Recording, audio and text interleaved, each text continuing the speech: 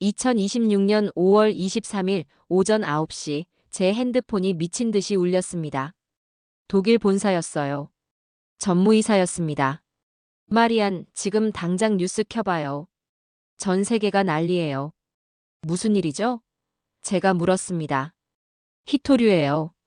중국이 수출을 완전히 막았어요. 공장들이 전부 멈췄어요. 텔레비전을 켰습니다. CNN이 속보를 내보내고 있었어요. 전 세계 전기차 공장 가동 중단. 반도체 생산 라인 풀스톱. 배터리 공장 셧다운. 히토류 공급 차단으로 제조업 대란. 화면마다 멈춘 공장들이 보였습니다. 미국, 독일, 일본, 프랑스. 모두 같은 상황이었어요. 저는 유럽 최대 신소재 기업 바스프의 수석 과학 책임자입니다. 마리안 슈나이더예요. 20년간 소재 연구를 해왔습니다. 박사 학위가 3개예요. 논문을 100편 넘게 썼습니다. 자부심이 있었어요. 유럽 과학이 세계 최고라고 믿었습니다. 그런데 그날 오후 이상한 뉴스가 떴습니다. 한국 공장 가동률 100% 유지. 전혀 영향 없음. 처음엔 오보라고 생각했어요. 통계 오류겠지. 한국도 멈췄을 거야. 히토류 없이 어떻게 돌아가겠어요. 하지만 다음 날도 그 다음 날도 같은 뉴스가 나왔습니다. 한국만 멀쩡했어요. 전기차 수출 급증, 배터리 주문 폭주, 반도체 납품 정상 가동. 말이 안 됐습니다. 어떡해요? 한국 기술은 중국 의존이 심하다고 들었는데요. 본사 회의실에서 임원들이 말했습니다. 한국이 조작하는 거예요. 숫자를 속이는 겁니다. 진짜일 리 없어요. 모두가 고개를 끄덕였어요. 저도 그렇게 믿고 싶었습니다. 하지만 뭔가 찝찝했어요. 만약 진짜라면요? 만약 한국이 정말 해냈다면요? 저는 그날 밤 결심했습니다. 직접 가보겠어요. 한국으로요. 제 눈으로 확인하겠습니다. 진짜인지 가짜인지요. 일주일 후 저는 인천행 비행기에 올랐어요. 그리고 그곳에서 본 것은 제가 평생 믿어온 모든 것을 무너뜨렸습니다. 지금부터 그 이야기를 들려드리겠습니다. 여러분은 믿으시겠어요? 이야기 시작 전 구독과 좋아요로 응원 부탁드려요. 감사한 마음으로 더 좋은 사연 전해드리겠습니다. 공장이 멈췄습니다. 우리 독일 뮌헨 공장이요. 오전 10시에 생산 라인이 써버렸어요. 히토류 재고가 바닥났기 때문입니다. 네오디뮴, 디스프로슘, 테르뷴. 이 물질들이 없으면 전기차 모터를 만들 수 없어요. 배터리 양극재도 못 만듭니다. 반도체 연마제도 불가능하고요. 현대 산업의 핵심이었습니다. 중국이 수출을 막은 지 사흘째였어요. 이유는 미국과의 무역 분쟁이었습니다. 하지만 피해는 전 세계가 받고 있었어요. 히토류의 90%를 중국이 독점하고 있었거든요. 대체제가 없었습니다. 다른 나라는 생산 능력이 없었어요. 독일 자동차 업계가 패닉에 빠졌습니다. 폭스바겐, 벤츠, BMW 모두 생산을 중단했어요. 프랑스도 마찬가지였습니다. 미국 테슬라도 똑같았어요. 일본 도요타조차 멈췄습니다. 전 세계 제조업이 동시에 마비된 거였어요.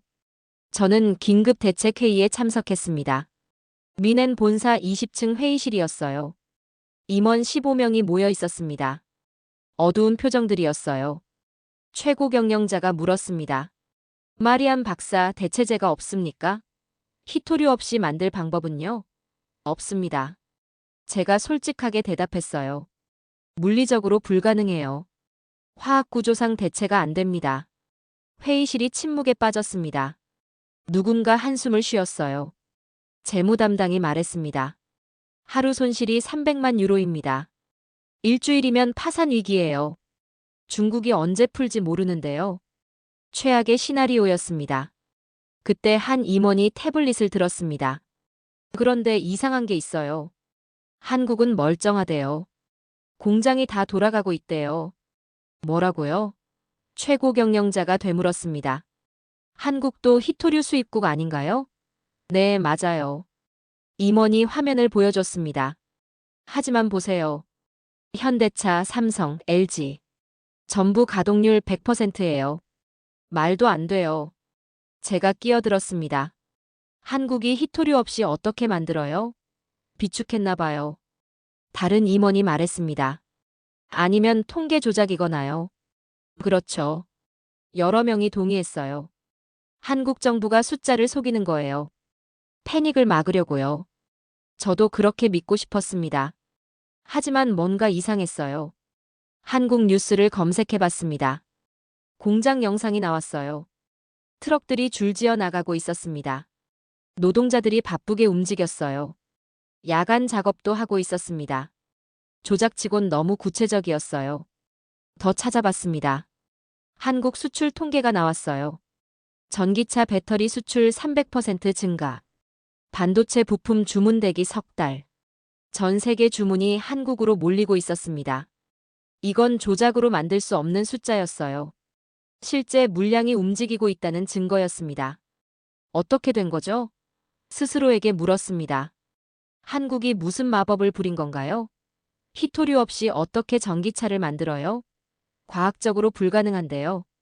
20년간 제가 공부한 모든 것이 말하고 있었습니다. 불가능하다고요. 하지만 한국은 하고 있었습니다. 증거가 너무 많았어요. 거짓일 수 없었습니다.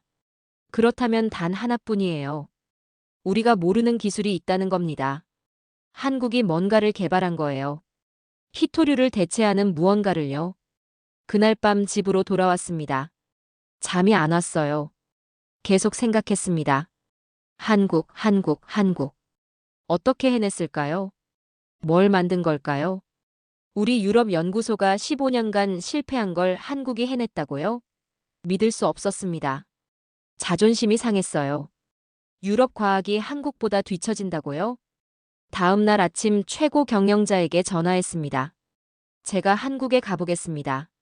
직접 조사하고 싶어요. 뭘 어떻게 하는지 확인하겠습니다. 최고 경영자가 잠시 침묵했어요. 그리고 말했습니다.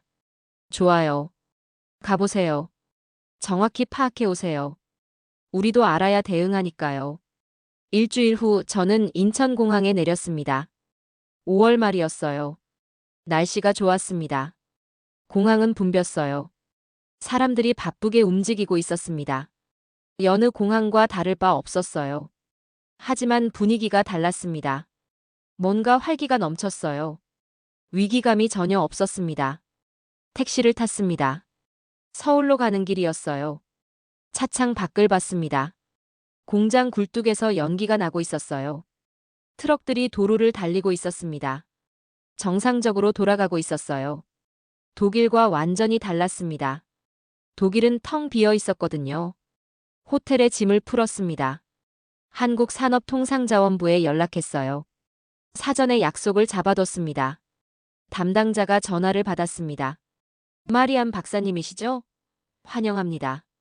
내일 오전 10시에 뵙겠습니다. 어디로 가나요? 제가 물었습니다. 강원도입니다. 담당자가 대답했어요. 거기서 보여드릴 게 있어요. 강원도요? 서울이 아니고요? 의아했습니다. 연구소나 공장은 보통 수도권에 있잖아요. 왜 강원도죠? 하지만 담당자는 더 이상 말하지 않았습니다. 직접 보시면 알 거예요. 그렇게만 말했어요. 그날 밤 호텔방에서 노트북을 켰습니다. 한국 뉴스를 봤어요. 여전히 공장들이 돌아가고 있었습니다. 수출 기사가 쏟아졌어요. 유럽 바이어들이 한국에 몰려온다는 내용도 있었습니다. 우리 독일 기업들도 포함돼 있었어요. 벤츠, BMW, 지멘스. 모두 한국에서 부품을 사려고 줄 서 있었습니다. 창밖을 봤습니다. 서울 야경이 보였어요. 불빛이 가득했습니다. 활기찬 도시였어요. 위기가 없는 것처럼 보였습니다. 정말 대체 기술이 있는 걸까요? 아니면 제가 뭔가 착각하고 있는 걸까요? 내일 알게 되겠죠. 강원도에서요. 잠들기 전 마지막 생각을 했습니다. 만약 한국이 정말 해냈다면요? 히토류를 대체하는 기술을 만들었다면요? 그건 노벨상감이에요. 세계 산업 지도를 바꾸는 거예요. 한국이 그 중심에 서는 겁니다. 그럴 리 없어요. 제 자존심이 그렇게 말했습니다. 하지만 가슴 한구석이 불안했어요. 혹시 모르잖아요. 다음 날 아침 7시에 출발했습니다. 산업부 담당자 김민수가 호텔로 마중 나왔어요. 40대 중반쯤 됐습니다. 차분한 인상이었어요. 인사를 나눴습니다. 강원도까지 3시간 걸린다고 했어요. 편하게 가시죠.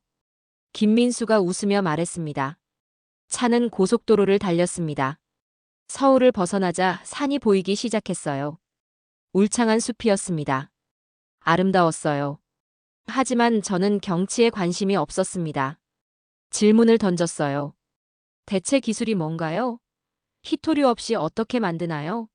김민수가 고개를 저었습니다. 말로 설명하기 어려워요. 직접 보시는 게 나아요. 2시간쯤 달렸을까요? 산골로 들어갔습니다. 좁은 길이었어요. 마을이 나타났습니다. 작은 마을이었어요. 인구 500명쯤 됐을까요? 그런데 이상하게 트럭이 많았습니다.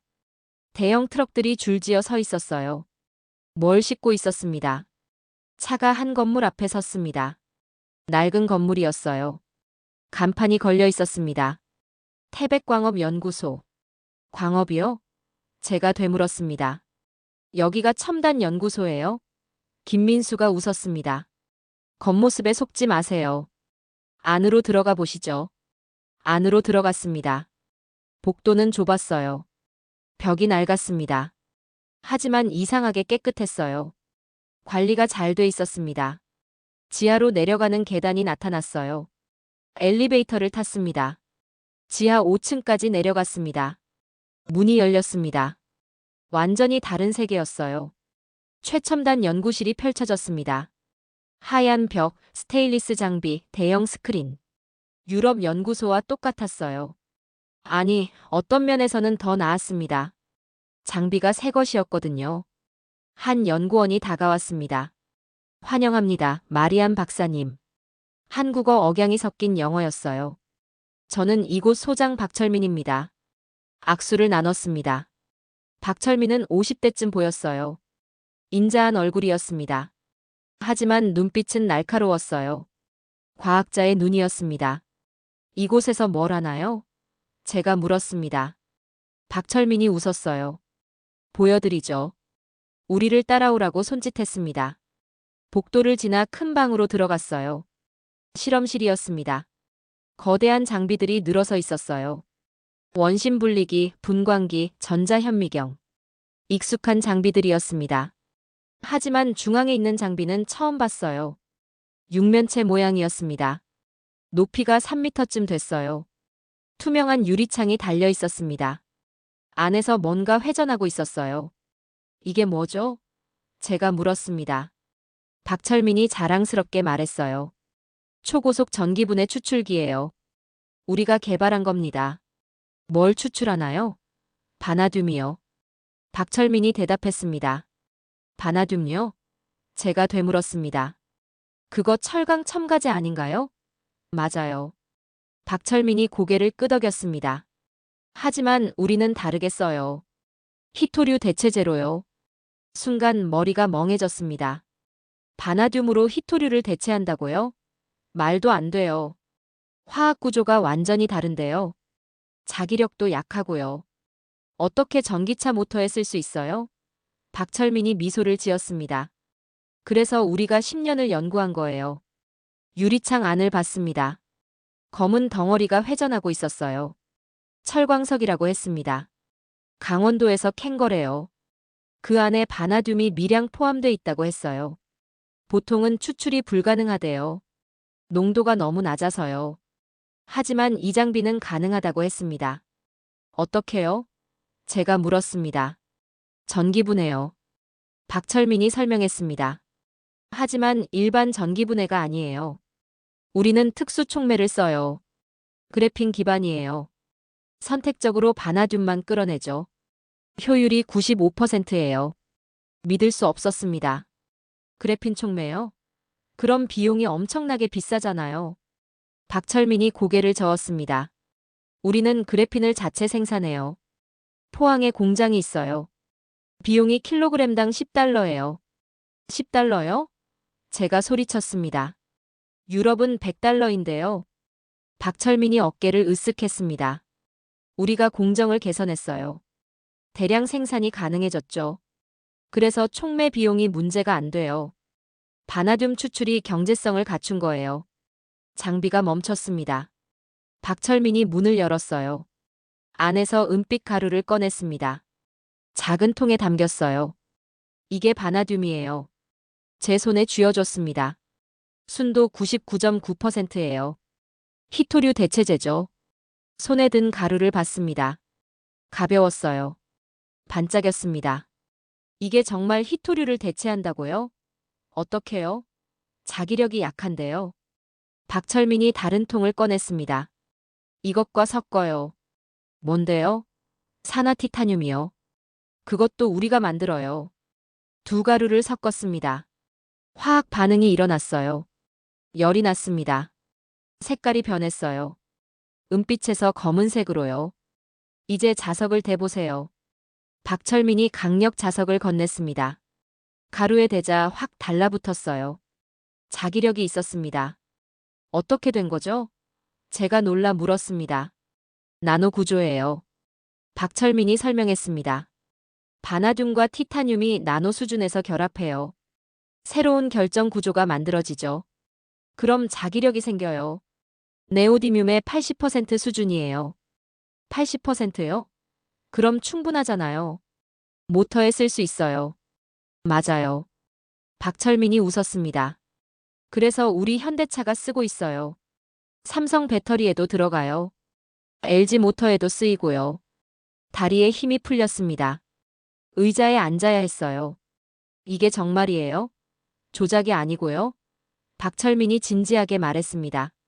조작이 아니에요. 10년간 연구한 결과예요. 실패를 수백 번 했어요. 하지만 포기하지 않았죠. 그리고 성공했어요. 왜 발표 안 했어요? 제가 물었습니다. 논문을 썼어야죠. 노벨상감인데요. 박철민이 쓸쓸하게 웃었습니다. 발표했어요. 3년 전에요. 국제학술지에도 냈어요. 하지만 아무도 안 믿더라고요. 유럽 학자들이 조작이라고 했어요. 한국 기술이 그럴 리 없다고요. 가슴이 철렁했습니다. 우리가 무시한 거예요. 한국 논문을 제대로 안 읽은 거죠. 저도 그랬어요. 한국 과학을 낮게 봤습니다. 중국 기술 베낀 거라고 생각했어요. 자체 개발 능력이 없다고 여겼습니다. 얼마나 오만했던 거죠. 박철민이 제 어깨를 두드렸습니다. 괜찮아요. 이제 직접 보셨잖아요. 믿으시죠? 고개를 끄덕였습니다. 믿어요. 믿을 수밖에 없어요.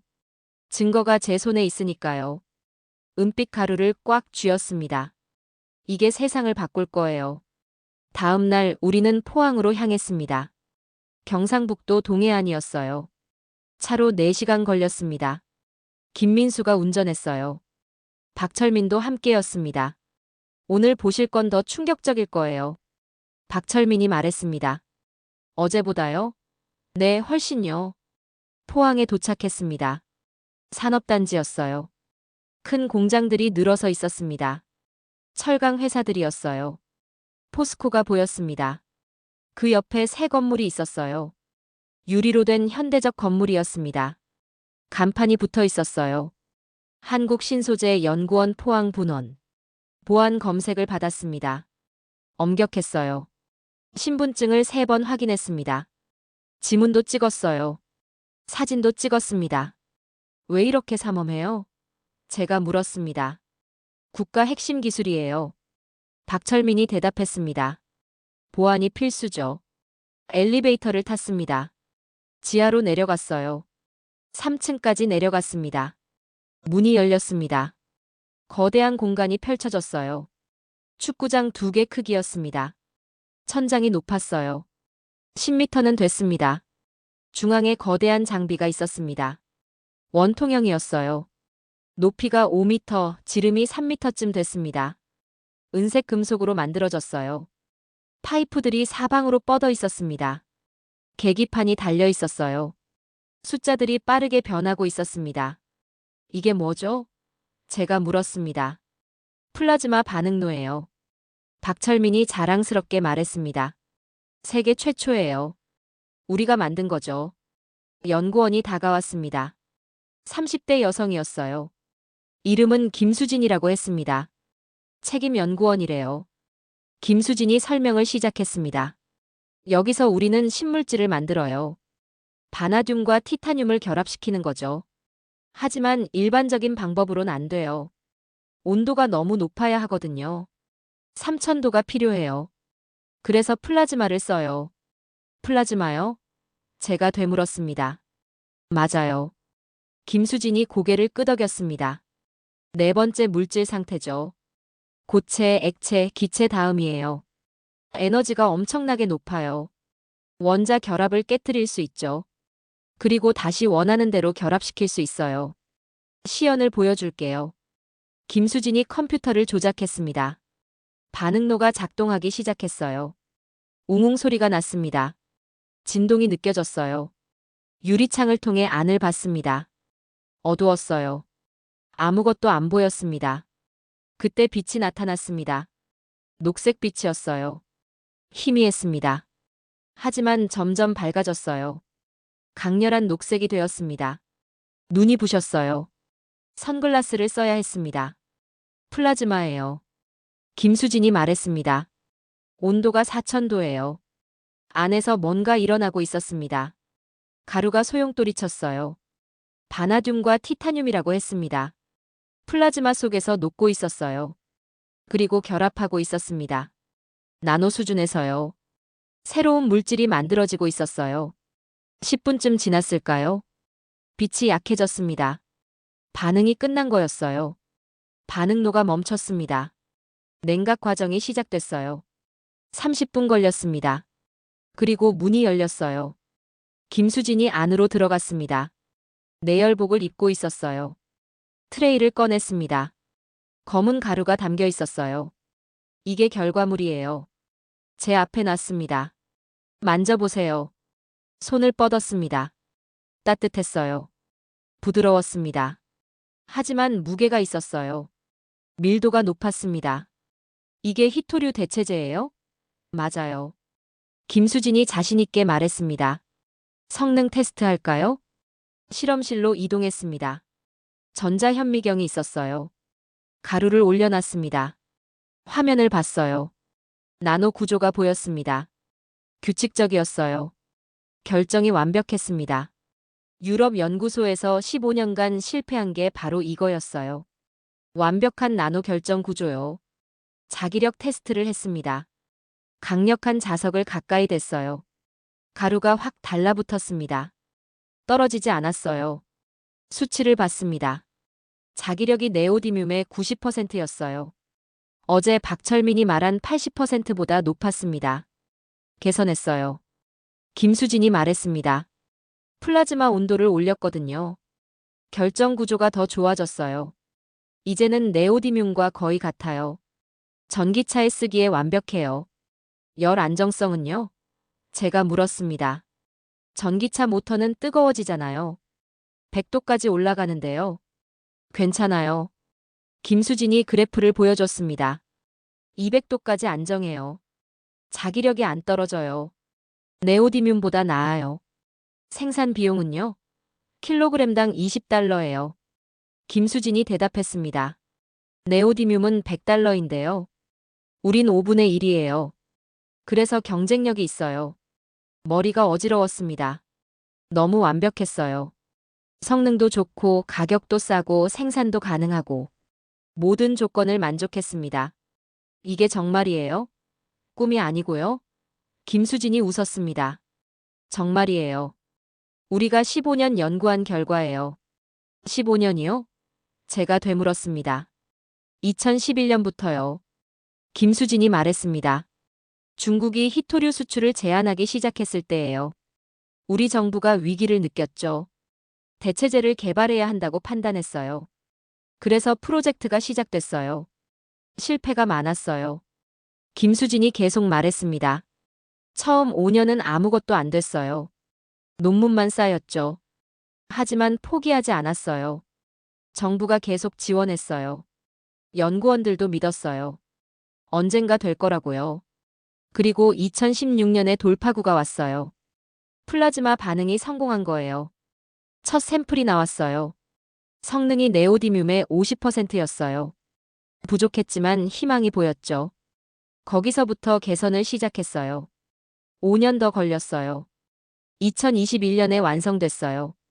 성능이 90%까지 올라왔어요. 양산 공정도 확립됐고요. 그리고 지금은 풀가동이에요. 한국 전기차 업체들이 다 써요. 왜 세계에 알리지 않았어요? 제가 물었습니다. 이건 인류를 위한 기술인데요. 김수진이 씁쓸하게 웃었습니다. 알렸어요. 논문을 냈어요. 국제학회에서 발표도 했고요. 하지만 아무도 안 믿더라고요.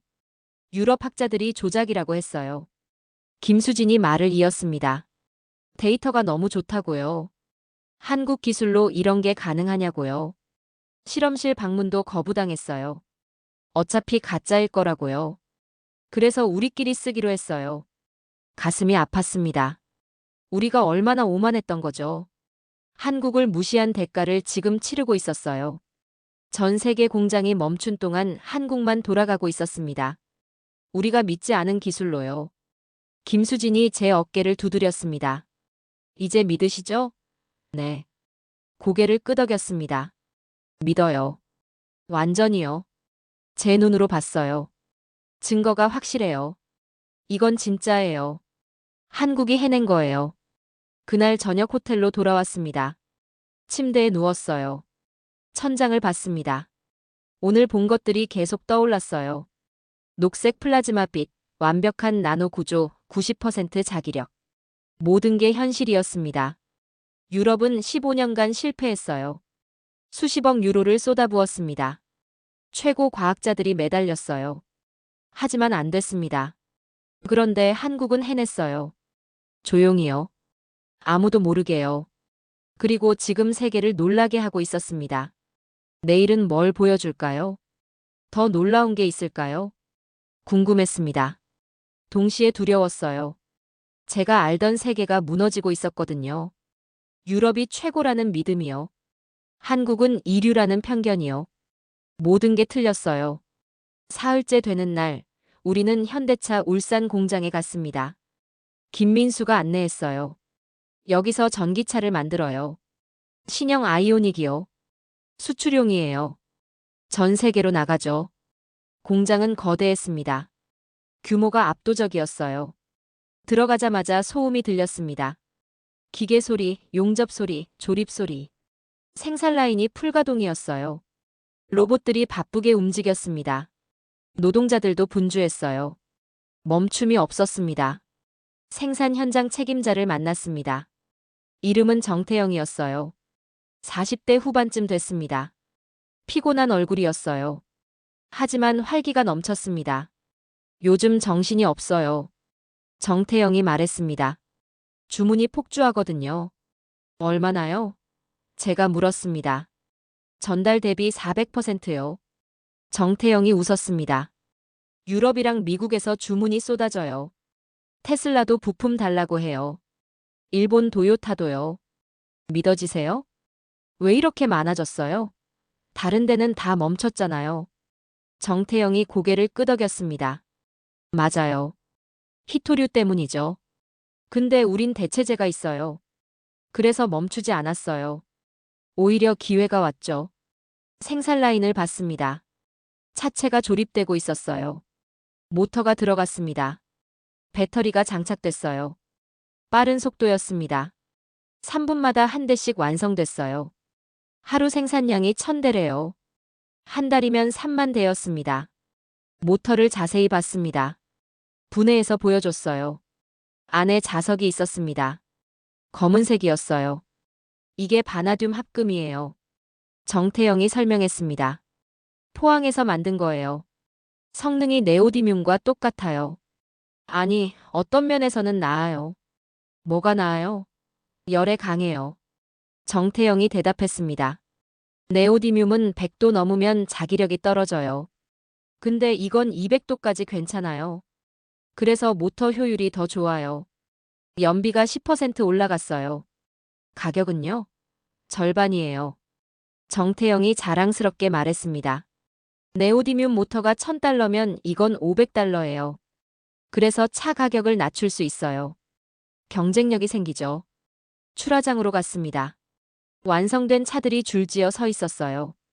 수백 대였습니다. 트럭들이 기다리고 있었어요. 실어 가려고요. 어디로 가나요? 제가 물었습니다. 부산항이요. 정태영이 대답했습니다. 거기서 배에 실어요. 유럽으로 가죠. 유럽으로요? 네. 독일, 프랑스, 영국. 주문이 많아요. 가슴이 철렁했습니다. 우리 독일이 한국 차를 수입하고 있었어요. 자존심이 상했습니다. 독일은 자동차 강국인데요. 벤츠, BMW, 폭스바겐이 있는데요. 한국 차를 사다니요. 하지만 어쩔 수 없었어요. 독일 공장은 멈췄습니다. 히토류가 없어서요. 생산을 못하고 있었어요. 소비자들은 기다릴 수 없었습니다. 차가 필요했어요. 그래서 한국 차를 샀습니다. 선택의 여지가 없었어요. 사무실로 갔습니다. 정태영이 노트북을 켰어요. 글로벌 생산 현황을 보여줬습니다. 지도가 나타났어요. 나라별로 색깔이 달랐습니다. 빨간색은 생산 중단, 노란색은 일부 가동, 녹색은 정상 가동이었어요. 세계 지도가 대부분 빨간색이었습니다. 미국, 캐나다, 멕시코, 유럽 전체, 일본. 모두 빨간색이었어요. 공장이 멈춘 겁니다. 노란색은 몇 개 안 됐습니다. 중국, 인도 정도였어요. 일부만 돌아가고 있었어요. 그런데 한국만 녹색이었습니다. 선명한 녹색이요. 주변 국가들은 다 빨간색인데 한국만 녹색이었어요. 대조가 극명했습니다. 이게 현실이에요. 정태영이 말했습니다. 한국만 돌아가고 있어요. 수치를 봤습니다. 미국 전기차 생산량 전월 대비 70% 감소. 유럽은 80% 감소. 일본은 60% 감소. 모두 무너지고 있었습니다.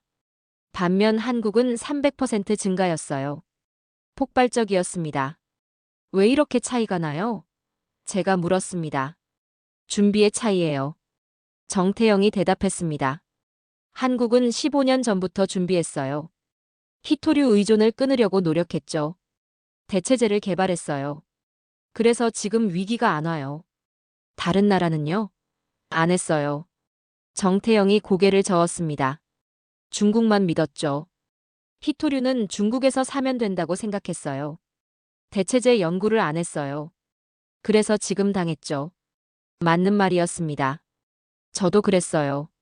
히토류는 중국 거라고 생각했습니다. 중국이 계속 팔 거라고 믿었어요. 대체제는 필요 없다고 여겼습니다. 오만이었어요. 안일함이었습니다. 영상을 하나 보여줬습니다. 독일 공장 영상이었어요. 텅 비어 있었습니다. 생산 라인이 멈춰 있었어요. 로봇들이 정지해 있었습니다. 노동자들이 없었어요. 휴직 상태였습니다. 을씨년스러웠어요. 다음은 미국 영상이었습니다. 테슬라 공장이요. 마찬가지였어요. 멈춰 있었습니다. 일론 머스크가 인터뷰하는 장면이 나왔어요. 중국에 호소하고 있었습니다. 제발 히토류를 팔아달라고요. 애원하고 있었어요. 일본 영상도 있었습니다. 도요타 공장이요. 역시 멈춰 있었어요. 경영진이 긴급 회의를 하고 있었습니다. 대책이 없었어요. 얼굴들이 어두웠습니다. 자동차 왕국 일본이 무너지고 있었어요. 그리고 한국 영상이 나왔습니다. 바로 여기 울산 공장이요. 풀가동이었어요. 트럭들이 줄지어 있었습니다. 노동자들이 웃고 있었어요. 야근 수당 많이 받는다고 좋아하고 있었습니다. 대조가 극명했어요. 정태영이 말했습니다. 이게 준비의 힘이에요. 한국은 위기를 예상했어요. 대비했죠. 기술을 개발했어요. 그래서 지금 기회를 잡았어요. 다른 나라들은 안 했어요. 그래서 무너졌죠. 점심을 먹었습니다. 공장 구내식당이었어요. 노동자들이 가득했습니다. 활기가 넘쳤어요. 대화 소리가 들렸습니다. 요즘 돈 많이 벌어요. 한 노동자가 말했습니다. 야근이 많아서 힘들긴 한데 보람 있어요. 우리 차가 세계로 나가잖아요. 다른 노동자가 맞장구 쳤습니다. 맞아요. 유럽 사람들이 우리 차 타고 있어요. 독일도 프랑스도. 자랑스러워요. 한국이 이렇게 대단한 줄 몰랐어요. 웃음소리가 터졌습니다. 저는 밥을 먹으면서 생각했습니다. 15년 전 한국은 위기를 느꼈어요. 히토류를 중국이 독점하고 있다는 걸요. 언젠가 무기화될 거라고 예상했습니다. 그래서 준비했어요. 조용히요. 아무도 모르게요. 유럽은 뭐 했죠? 아무것도 안 했어요. 중국만 믿었습니다. 계속 팔 거라고 안일하게 생각했어요. 대체제 연구에 돈을 안 썼습니다. 그게 불필요한 지출이라고 여겼어요. 그 결과가 지금이었습니다. 식사 후 생산 계획을 봤습니다. 앞으로 6개월 계획이요. 생산량을 2배로 늘린대요. 신규 라인을 증설한대요. 노동자도 1000명 더 뽑는데요. 모든 게 확장이었습니다. 성장이었어요. 반면 유럽은 축소였습니다. 공장 폐쇄, 인력 감축, 생산 중단. 모든 게 하향이었어요. 대조가 너무 명확했습니다. 한국은 올라가고 유럽은 내려가고 있었어요. 저녁이 됐습니다. 정태영이 작별 인사를 했어요. 도움이 됐길 바래요. 많은 도움 됐어요. 제가 대답했습니다. 현실을 봤어요. 한국이 왜 강한지 알겠어요. 정태영이 웃었습니다. 준비의 힘이에요. 위기를 기회로 만드는 거죠. 호텔로 돌아오는 차 안에서 생각했습니다. 한국은 15년을 준비했어요. 조용히 묵묵히요. 세계가 무시하는 동안요. 그리고 지금 결실을 보고 있었습니다. 전 세계가 멈춘 동안 한국만 돌아가고 있었어요. 유럽은 어떻게 해야 할까요? 따라갈 수 있을까요? 15년이 걸린 기술인데요. 우리가 지금 시작하면 언제 완성될까요? 2040년쯤. 그때까지 한국이 시장을 다 먹을 텐데요. 우리는 뒤처지는 겁니다. 영원히요. 나흘째 되는 날, 저는 다시 포항연구소로 갔습니다. 김수진 박사를 만나기로 했어요. 더 깊은 이야기를 나누고 싶었습니다. 기술적인 것만이 아니라 철학적인 것도요.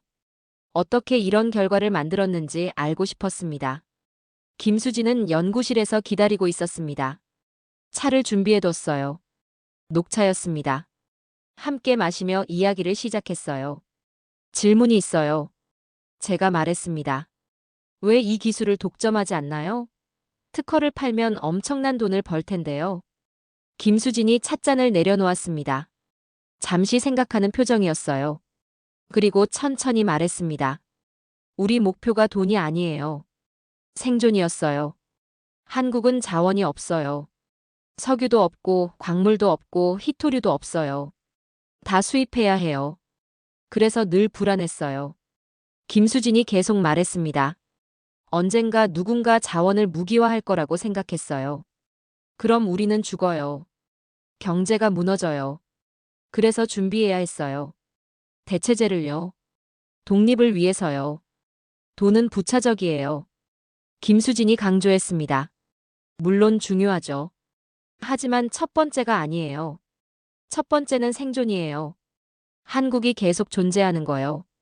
그래서 우리는 이 기술을 지켰어요. 팔지 않았어요. 하지만 이제는 공유할 거예요. 김수진이 놀라운 말을 했습니다. 뭐라고요? 제가 되물었습니다. 공유요? 네. 김수진이 고개를 끄덕였습니다. 우리만 잘 살 순 없어요. 세계가 무너지면 우리도 영향을 받아요. 그래서 나눌 거예요. 조건이 뭔가요? 제가 물었습니다. 분명 대가를 원하겠죠. 김수진이 웃었습니다. 조건 없어요. 그냥 줄 거예요. 기술 이전해 줄 거예요. 유럽도 미국도 일본도. 원하는 나라한테 다요. 왜요? 제가 이해할 수 없어서 물었습니다. 손해잖아요. 독점하면 더 많이 벌 텐데요. 김수진이 진지하게 말했습니다. 우리는 힘으로 지배하려는 게 아니에요. 같이 살 길을 만든 거예요. 세계가 다 같이 발전해야 한국도 발전해요. 혼자서는 못해요. 그 말이 제 가슴에 박혔습니다. 같이 살 길이요. 지배가 아니라 공존이요. 유럽은 달랐어요. 우리는 독점하려고 했습니다. 기술을 혼자 가지려고 했어요. 특허로 묶어서 돈을 벌려고 했습니다. 다른 나라가 따라오지 못하게 막았어요. 하지만 한국은 달랐습니다. 나누려고 했어요. 세계와 함께 가려고 했습니다. 왜 그럴까요? 김수진이 설명했습니다. 한국은 작은 나라예요. 혼자서는 못 살아요. 무역으로 먹고 살아요. 세계 경제가 건강해야 우리도 건강해요. 그래서 나눠야 해요. 그게 한국의 철학이에요. 김수진이 말을 이었습니다. 우리끼리만 잘 살 수 없어요.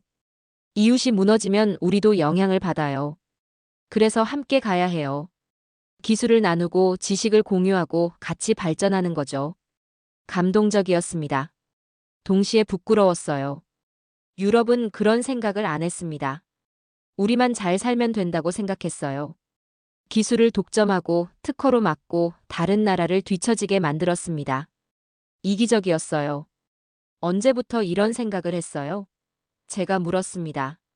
오래됐어요. 김수진이 대답했습니다. 한국 전쟁 이후부터요. 우리는 폐허였어요. 아무것도 없었어요. 세계가 도와줬어요. 미국, 유럽, UN. 덕분에 살아났어요. 그래서 배웠어요. 김수진이 말했습니다. 혼자서는 못 산다는 걸요. 도움을 받아야 한다는 걸요. 그리고 나중에 우리도 도와야 한다는 걸요. 받은 만큼 돌려줘야 한다는 거죠. 그게 한국의 철학이에요. 지금도 그래요. 김수진이 계속 말했습니다. 한국은 해외 원조를 많이 해요. 가난한 나라를 도와요. 기술도 전수해주고 돈도 지원하고 사람도 보내요. 받은 게 있으니 주는 거예요. 이번 히토류 기술도 마찬가지예요. 김수진이 단호하게 말했습니다. 우리가 개발했지만 혼자 가질 생각 없어요. 나눌 거예요. 세계가 필요하니까요. 같이 살아야 하니까요. 그게 옳은 거니까요. 눈물이 날 뻔했습니다. 이게 진짜 선진국이구나 싶었어요. 기술이 앞서서 선진국이 아니에요. 마음이 넓어서 선진국이에요. 같이 살려는 정신이 있어서 선진국인 겁니다. 한국이 그랬어요. 유럽은 아니었어요. 우리는 기술은 앞섰지만 마음은 좁았습니다. 독점하려고 했어요. 나누지 않았습니다. 그래서 지금 당하고 있었어요. 중국한테요. 중국도 똑같이 했어요. 히토류를 독점하고 무기화했습니다. 우리가 했던 것처럼요. 한국은 달랐어요. 기술을 개발하고도 나누려고 했습니다. 세계를 생각했어요. 공존을 원했습니다. 그게 진짜 힘이었어요. 지배하는 힘이 아니라 함께 가는 힘이요. 김수진이 서류를 꺼냈습니다. 기술 이전 계획서였어요. 유럽, 미국, 일본, 인도. 나라별로 정리돼 있었습니다. 언제 어떻게 이전할지 구체적으로 적혀 있었어요. 이미 준비하고 있었던 겁니다. 유럽은 다음 달부터예요. 김수진이 말했습니다. 독일, 프랑스, 영국. 순서대로 갈 거예요. 연구원을 보낼 거고요. 직접 가르쳐 줄 거예요. 플라즈마 반응로 만드는 법, 바나듐 추출하는 법. 다 알려줄 거예요. 공짜로요? 네. 김수진이 고개를 끄덕였습니다. 물론 최소한의 비용은 받아요. 인건비, 재료비 정도요. 하지만 기술료는 안 받아요. 특허 사용료도 없어요. 그냥 줄 거예요. 왜 그렇게까지 해요? 제가 다시 물었습니다. 이해가 안 됐어요. 너무 착한 거 아닌가 싶었습니다. 김수진이 웃었습니다. 착한 게 아니에요. 현명한 거예요. 세계가 회복돼야 한국도 잘 돼요. 유럽 공장이 다시 돌아가야 한국도 부품을 팔 수 있어요. 서로 이익이에요. 그리고요. 김수진이 덧붙였습니다. 우리는 이미 다음 기술을 개발하고 있어요. 히토류 다음 단계요. 더 좋은 소재를 만들고 있어요. 그러니 이 기술은 나눠도 돼요. 우리는 앞서갈 거니까요. 자신감이었습니다. 오만이 아니라 자신감이요. 한국은 계속 연구하고 있었어요. 멈추지 않았습니다. 한 기술을 개발하면 다음을 준비했어요. 그래서 나눠줄 수 있었습니다. 두려워하지 않았어요. 유럽은 달랐어요. 우리는 한 기술에 매달렸습니다. 그걸로 계속 먹고 살려고 했어요. 다음을 준비하지 않았습니다. 그래서 뒤처졌어요. 새로운 게 나오면 당황했습니다. 준비가 안 돼 있었으니까요. 연구소를 나왔습니다. 석양이 지고 있었어요. 하늘이 붉게 물들었습니다. 아름다웠어요. 김수진이 옆에 섰습니다. 둘이서 석양을 봤어요. 잠시 침묵이 흘렀습니다. 이해하셨어요? 김수진이 물었습니다. 왜 우리가 이렇게 하는지요? 네. 제가 대답했습니다. 이해했어요. 완전히요. 이건 기술이 아니라 철학이에요. 같이 살자는 정신이에요. 한국이 가진 힘이에요. 김수진이 웃었습니다. 맞아요. 기술은 도구일 뿐이에요. 중요한 건 어떻게 쓰느냐죠. 지배하려고 쓰면 독이 돼요. 함께 하려고 쓰면 약이 되고요. 한국은 약으로 쓰려고 해요. 그날 밤 호텔에서 오래 생각했습니다. 한국의 철학을요. 같이 살자는 정신을요. 이게 진짜 선진국의 모습이구나 싶었어요. 기술만 앞서면 안 돼요. 마음도 앞서야 합니다. 한국이 그랬어요. 유럽은 배워야 해요. 독점을 멈춰야 합니다. 나누기 시작해야 해요. 같이 가야 합니다. 그래야 다 같이 발전해요. 한국이 보여줬어요. 그게 가능하다는 걸요. 닷새째 되는 날, 저는 서울로 돌아왔습니다. 호텔에서 보고서를 작성하기 시작했어요. 본사에 보낼 거였습니다. 나흘간 본 것들을 정리했어요. 강원도 광산, 포항연구소, 울산 공장, 김수진 박사와의 대화. 모든 걸 썼습니다. 하지만 손이 떨렸어요. 이걸 그대로 보내도 될까요? 본사가 믿을까요?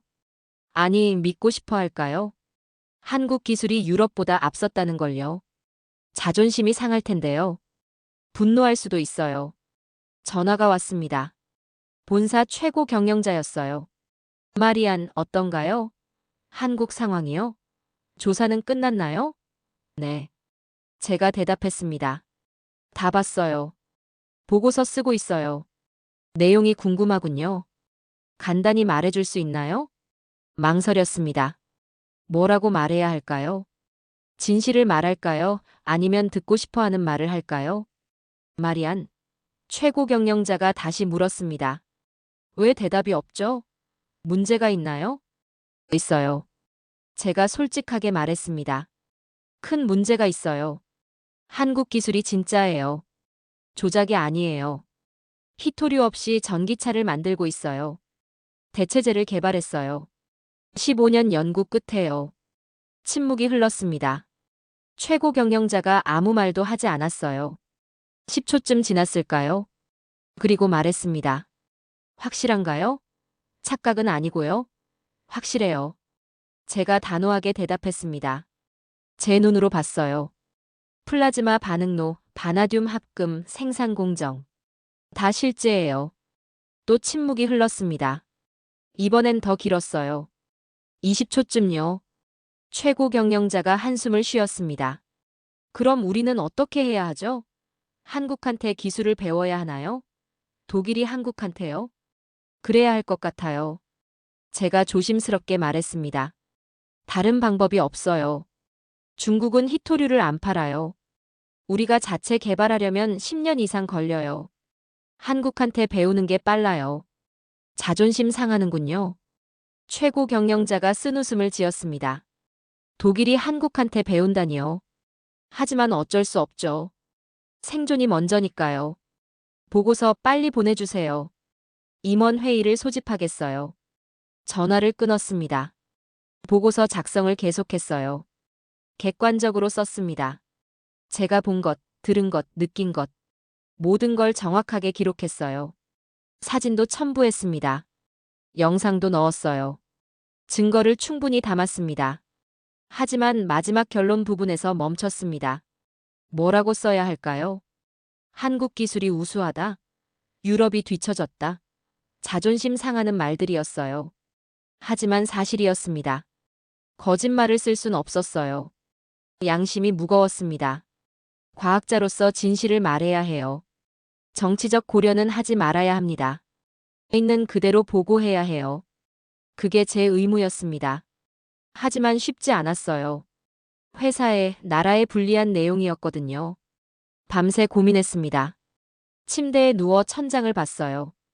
잠이 안 왔습니다. 계속 생각했어요. 진실을 쓸까 아니면 조금 완화해서 쓸까? 한국 기술이 우수하지만 유럽도 따라갈 수 있다고 쓸까? 희망적으로 포장할까? 아니에요. 스스로에게 말했습니다. 그럼 안 돼요. 거짓말이에요.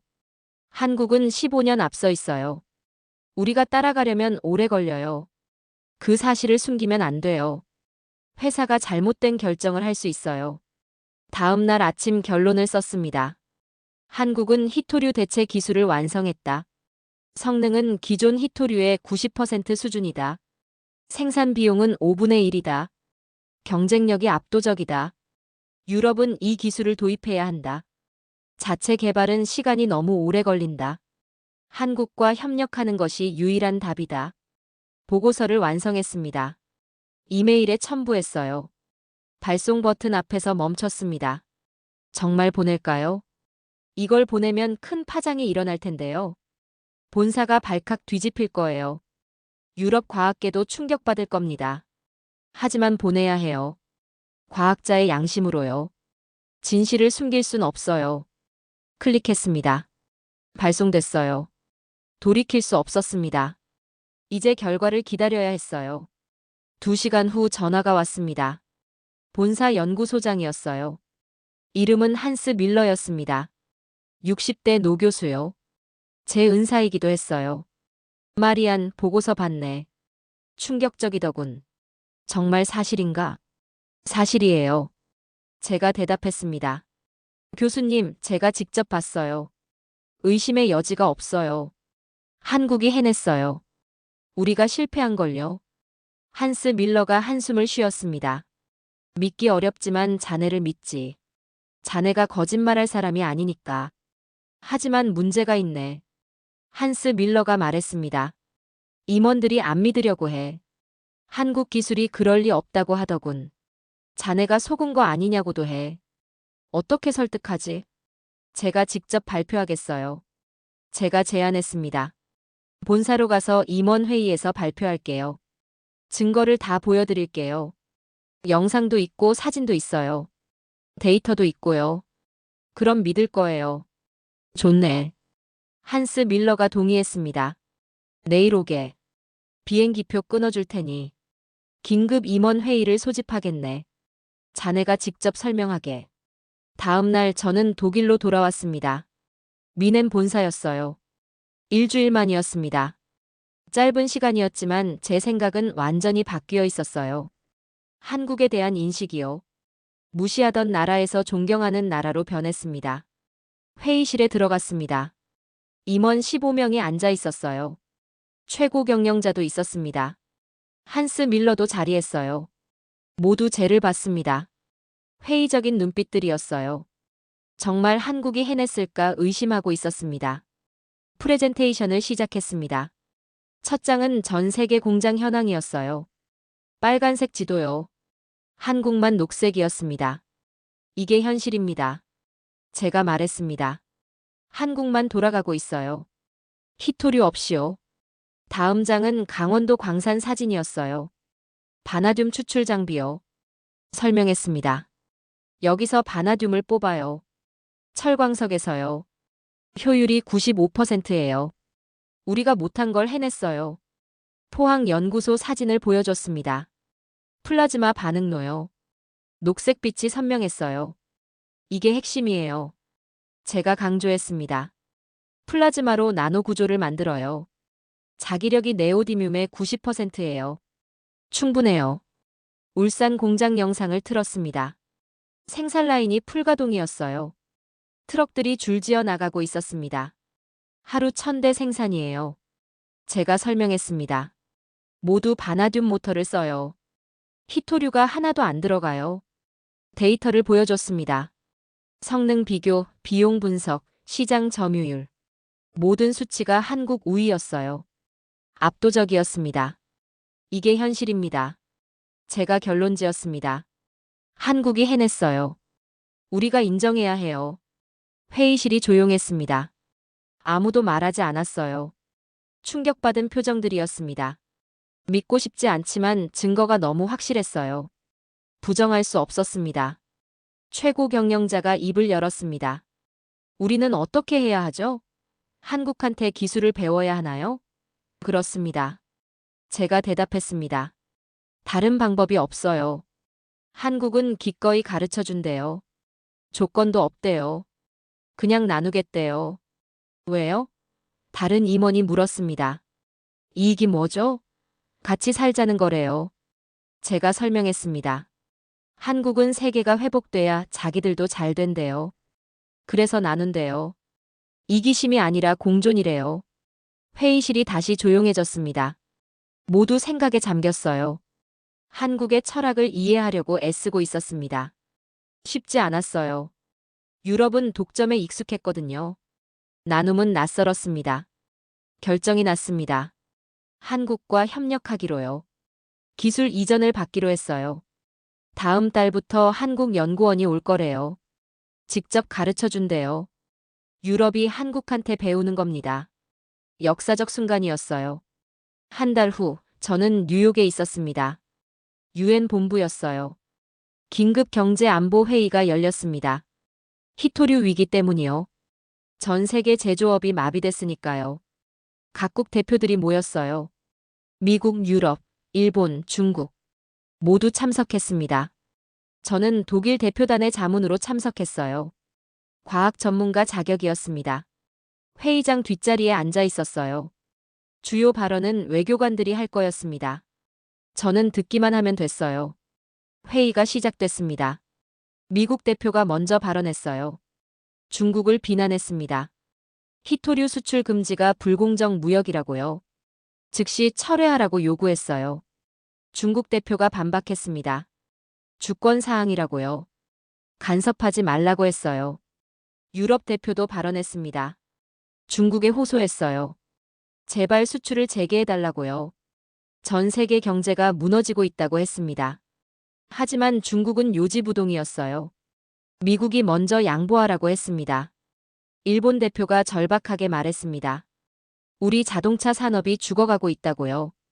수십만 명이 실직 위기라고 했어요.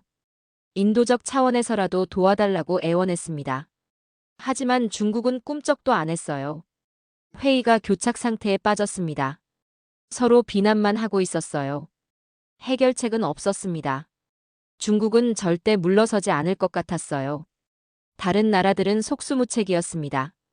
그때 한국 대표가 발언권을 요청했습니다. 의장이 허락했어요. 한국 대표가 일어났습니다. 이름은 김영호였어요. 산업통상자원부 차관이래요. 침착한 표정이었어요. 여러분, 한 가지 제안이 있습니다. 김영호가 말했습니다. 히토류 없이도 제조업을 유지할 방법이 있어요. 한국이 개발했습니다. 대체 소재를요. 성능이 히토류와 비슷해요. 비용은 훨씬 싸고요. 회의장이 술렁거렸습니다. 다들 놀란 표정이었어요. 정말이냐고 묻는 사람도 있었습니다. 김영호가 자료를 화면에 띄웠어요.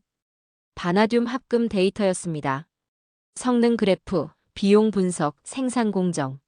모든 게 나와 있었어요. 이게 가능하다고요? 미국 대표가 물었습니다. 김영호가 고개를 끄덕였어요. 가능합니다. 이미 우리는 이걸로 전기차를 만들고 있어요. 배터리도 생산하고 있고요. 수출도 하고 있습니다. 증거가 있어요. 영상이 재생됐습니다. 울산 공장 영상이요. 제가 봤던 그 장면이었어요. 생산 라인이 풀가동이었습니다. 트럭들이 줄지어 나가고 있었어요. 실제 생산 중이라는 증거였습니다. 그리고 한국은 이 기술을 나누고 싶습니다. 김영호가 중요한 말을 했어요. 무상으로요. 기술 이전해드리겠어요. 원하는 나라는 신청하세요. 우리 연구원이 가서 직접 가르쳐 드릴게요. 회의장이 술렁거렸습니다. 무상이라고요? 정말이냐는 반응들이었어요. 김영호가 단호하게 말했습니다. 정말입니다. 조건도 없어요. 특허료도 안 받아요. 그냥 나누는 겁니다. 세계가 함께 살아야 하니까요. 하지만 의심하는 목소리도 있었습니다. 프랑스 대표였어요. 이름은 피에르 듀퐁이었습니다. 한국 기술이 정말 그렇게 좋습니까? 검증된 겁니까? 혹시 과장은 아닙니까? 검증됐습니다. 김영호가 대답했습니다. 여러 나라 전문가들이 이미 확인했어요. 독일도 왔고 미국도 왔어요. 일본도 확인했습니다. 모두 인정했어요. 진짜라고요. 저는 그 순간 가슴이 뛰었습니다. 일어나야 할 것 같았어요. 증언해야 한다는 생각이 들었습니다. 과학자로서요. 진실을 말해야 했어요. 손을 들었습니다. 발언권을 요청했어요. 독일 대표단이 놀랐습니다. 마리안 박사, 왜요? 제가 조용히 말했습니다. 증언하고 싶어요. 제가 직접 봤어요. 말해야 해요. 대표단장이 잠시 고민했어요. 그리고 고개를 끄덕였습니다. 좋아요. 하세요. 의장에게 발언권을 요청했습니다. 의장이 허락했어요. 독일 마리안 슈나이더 박사, 발언하세요. 일어났습니다. 떨렸어요. 전 세계가 지켜보고 있었습니다. 하지만 해야 했어요. 저는 마리안 슈나이더입니다. 제가 말했습니다. 유럽 최대 신소재 기업 바스프의 수석 과학 책임자예요. 20년간 소재 연구를 해왔습니다. 그리고 한 달 전 한국에 다녀왔어요. 직접 확인하러요. 회의장이 조용해졌습니다. 모두 저를 봤어요. 계속 말했습니다. 처음엔 저도 의심했어요. 한국 기술이 그럴 리 없다고 생각했습니다. 조작일 거라고 여겼어요. 하지만 틀렸어요. 제가 완전히 틀렸습니다. 한국은 진짜로 해냈어요. 목소리에 힘을 실었습니다. 바나듐 추출, 플라즈마 반응, 나노 구조 합성. 모든 걸 완성했어요. 성능이 네오디뮴의 90%예요. 비용은 5분의 1이고요. 저는 과학자로서 확신합니다. 이건 진짜예요. 피에르 듀퐁이 끼어들었습니다. 하지만 박사님, 한국이 속인 건 아닙니까? 실험실에서만 되고 양산은 안 되는 거 아닙니까? 고개를 저었습니다. 아니에요. 공장을 봤어요. 하루 1000대 생산하고 있어요. 실제 차에 들어가고 있고요. 유럽으로 수출되고 있습니다. 미국 대표가 물었습니다. 정말 무상으로 준답니까? 왜 그렇게 합니까? 이익이 뭡니까? 저는 김수진 박사의 말을 떠올렸습니다. 한국은 혼자 잘 살 생각이 없어요. 제가 대답했습니다. 세계와 함께 가려고 해요. 같이 살자는 겁니다. 그게 한국의 철학이에요. 그건 말이 안 됩니다. 피에르 듀퐁이 코웃음 쳤어요. 나라가 자선단체입니까? 분명 숨은 의도가 있을 겁니다. 화가 났습니다. 제 목소리가 높아졌어요. 없어요. 저도 그렇게 생각했어요. 하지만 틀렸어요. 한국은 진짜로 나누려고 해요. 세계가 회복돼야 자기들도 잘 되니까요. 나는 오늘 이 자리에서 과학자의 양심으로 증언합니다. 더 큰 목소리로 말했습니다. 한국은 기적이 아니라 원리를 만들었어요. 15년 연구한 결과예요. 그리고 그걸 세계와 나누려고 해요. 이건 위대한 일이에요. 우리가 배워야 할 정신이에요. 회의장이 조용했습니다. 모두 저를 쳐다봤어요. 감동한 표정도 있었습니다. 회의적인 표정도 있었어요. 하지만 무시할 수 없었습니다. 유럽 최고 과학자의 증언이었으니까요. 한국 대표 김영호가 고개를 숙였습니다. 감사하다는 표시였어요. 저도 고개를 숙였습니다. 진실을 말한 것뿐이었어요. 과학자의 의무였습니다. 미국 대표가 발언했습니다. 그럼 우리도 한국 기술을 도입하고 싶습니다. 신청하겠어요. 유럽 대표도 동의했어요. 우리도요. 일본도 손을 들었습니다. 인도, 브라질, 호주. 하나둘 신청이 들어왔어요. 중국 대표가 난처한 표정이었습니다. 히토류 무기화가 무용지물이 된 거예요. 한국 대체제가 있으니까요. 중국의 카드가 사라진 겁니다. 결국 중국도 조심스럽게 물었습니다. 우리도 그 기술을 배울 수 있습니까? 물론입니다. 김영호가 웃으며 대답했습니다. 중국도 환영해요. 모든 나라가 다 배울 수 있어요. 차별 없이요. 같이 가는 겁니다. 회의장에서 박수가 터졌습니다. 한 명, 두 명 일어났어요. 그리고 모두가 일어났습니다. 스탠딩 오베이션이었어요. 한국 대표단을 향한 박수였습니다. 세계를 구한 나라에 대한 감사였어요. 저도 박수를 쳤습니다. 눈물이 났어요. 이게 진짜 선진국이구나 싶었습니다. 기술로 지배하는 게 아니라 기술로 나누는 나라요. 함께 가려는 정신이요. 한국이 보여준 위대함이었어요. 회의가 끝났습니다. 김영호가 저에게 다가왔어요. 감사합니다, 마리안 박사님. 용기 있는 증언이었어요. 아니에요. 제가 대답했습니다. 진실을 말한 것뿐이에요. 과학자로서 당연한 일이에요. 하지만 쉽지 않았을 거예요. 김영호가 말했습니다. 자기 나라에 불리한 증언이었잖아요. 자존심도 상했을 텐데요. 고개를 저었습니다. 진실이 더 중요해요. 과학은 국경이 없어요. 인류를 위한 거니까요. 김영호가 악수를 청했습니다. 당신 같은 과학자가 있어서 세계가 발전하는 거예요. 존경합니다. 손을 잡았어요. 따뜻했습니다. 한국의 온기가 느껴졌어요. 그날 밤 호텔로 돌아왔습니다. 침대에 누웠어요. 오늘 한 일이 맞았을까 생각했습니다. 독일 대표단은 불편해했어요. 왜 한국을 띄워주냐고 투덜거렸습니다. 하지만 상관없었어요. 진실을 말했으니까요. 핸드폰을 봤습니다. 뉴스가 떴어요.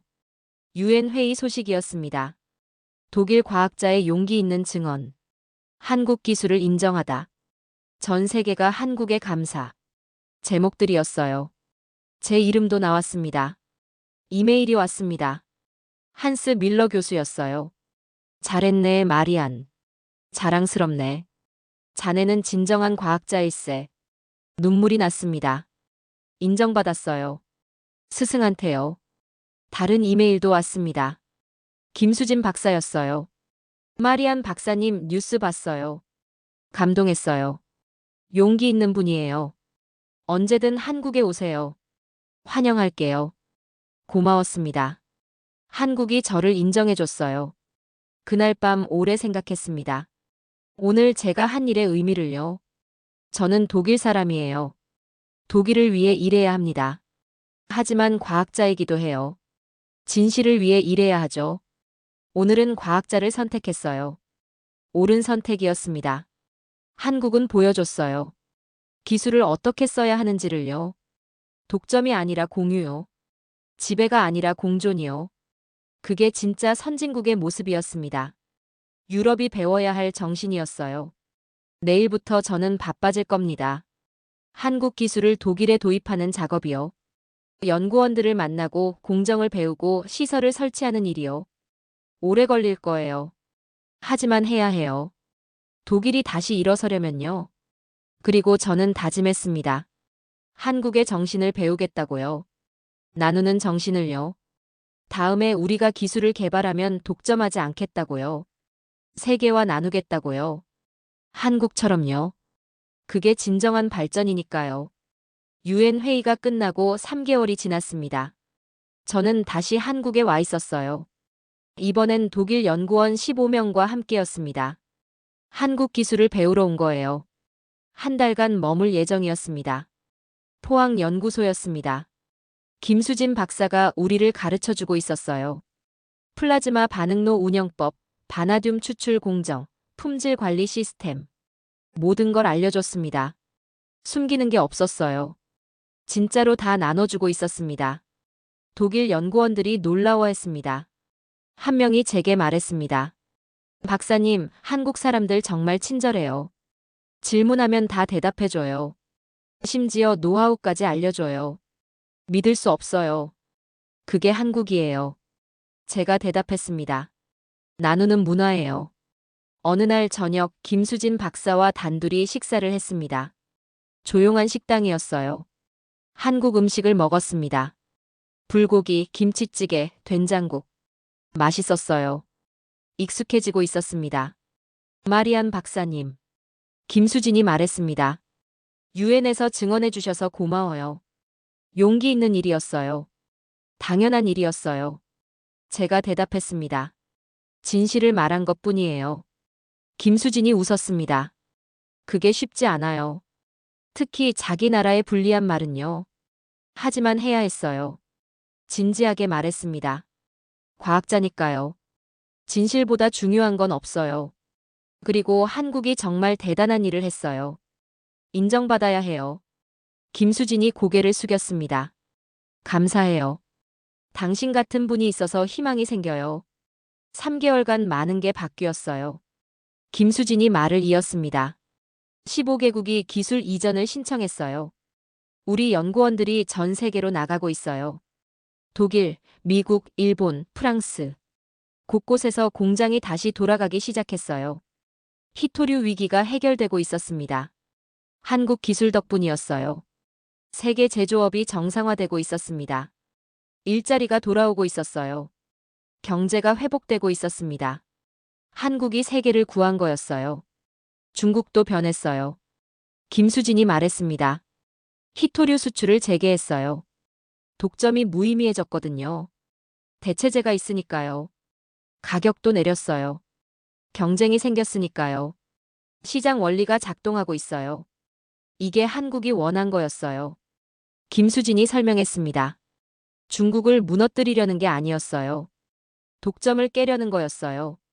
시장을 건강하게 만들려는 거죠. 그럼 모두가 이익이에요. 한국도 중국도 세계도요. 지혜로웠습니다. 감탄했어요. 한국은 적을 만들지 않았어요. 모두를 친구로 만들었습니다. 기술로요. 나눔으로요. 그게 진짜 힘이었어요. 지배하는 힘이 아니라 설득하는 힘이요. 마리안 박사님은 어떠세요? 김수진이 물었습니다. 한국을 보면서 뭘 느끼세요? 잠시 생각했습니다.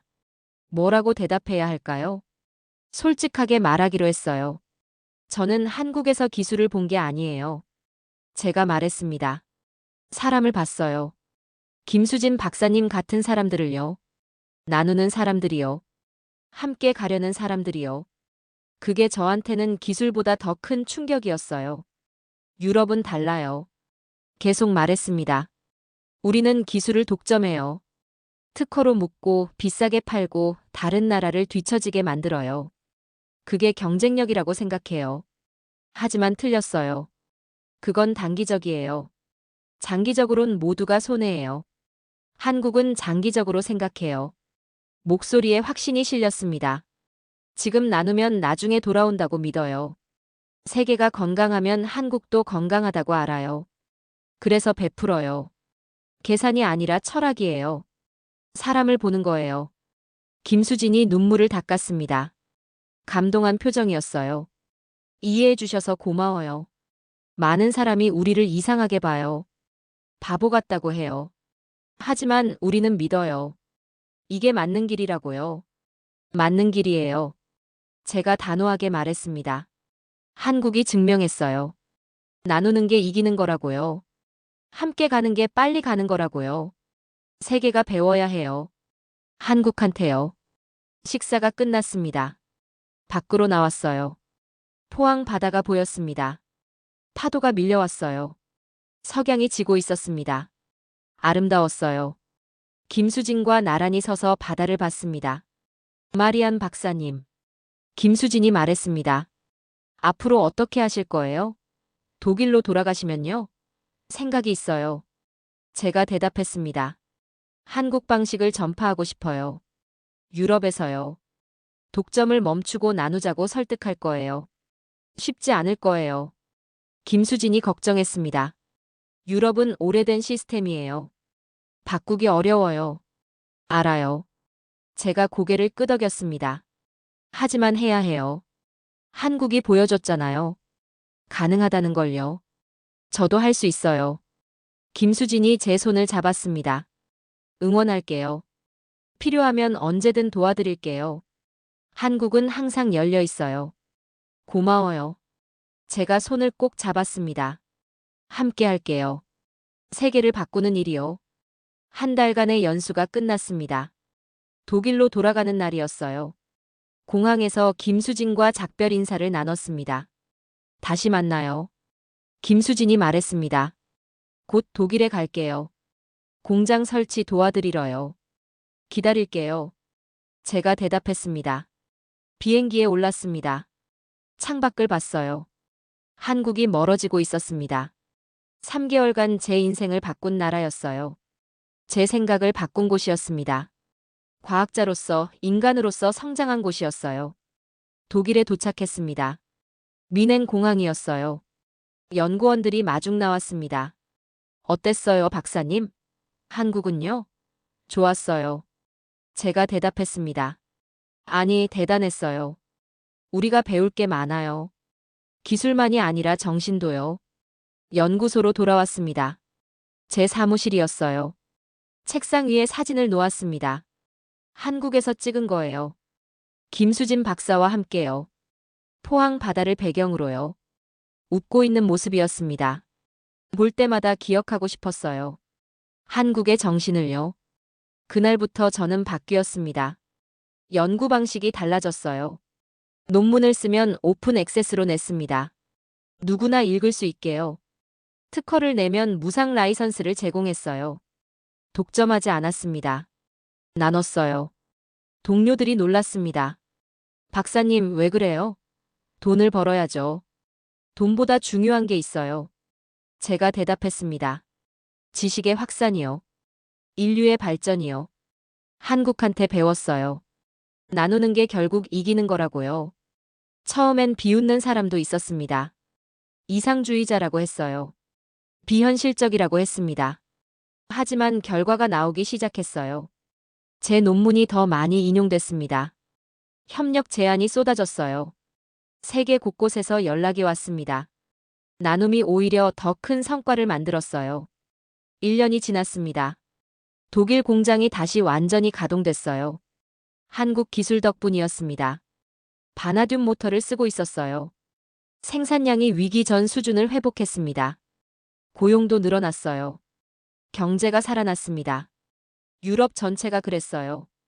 프랑스, 영국, 이탈리아 모두 한국 기술을 도입했습니다. 제조업이 정상화됐어요. 히토류 위기가 완전히 해결됐습니다. 한국이 유럽을 구한 거였어요. 그 공로로 한국은 세계적 찬사를 받았습니다. 노벨 평화상 후보에 올랐어요. 유엔에서 특별 감사패를 받았습니다. 세계 언론이 한국을 조명했어요. 기술 강국에서 정신 강국으로 인정받았습니다. 저도 상을 받았습니다. 유럽 과학상이었어요. 진실을 증언한 용기, 과학의 순수성을 지킨 공로였습니다. 시상식에서 연설했어요. 이 상은 제 것이 아니에요. 한국의 것이에요. 한국이 저한테 가르쳐 줬어요. 과학이 뭔지를요. 지금 제 사무실 벽에는 문구가 걸려 있습니다. 한국에서 배운 거예요. 김수진 박사가 선물해 준 거였습니다.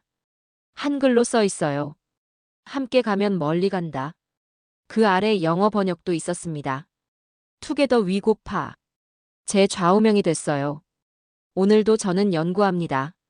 새로운 소재를 개발하고 있어요. 하지만 예전과 다릅니다. 독점하려고 하지 않아요. 나눌 생각으로 해요. 한국처럼요. 세계와 함께 가려고 합니다. 나는 한국에서 기술을 본 것이 아니라 사람을 보았습니다. 제 마지막 생각이었어요. 그들은 우리가 먼저 잘 먹고 잘 살자가 아니라 같이 살자는 말을 기술로 증명했어요. 이것이 진짜 선진국 아닐까요? 기술이 앞서서가 아니라 정신이 앞서서요. 창밖을 봤습니다. 미넨 공장 굴뚝에서 연기가 나고 있었어요.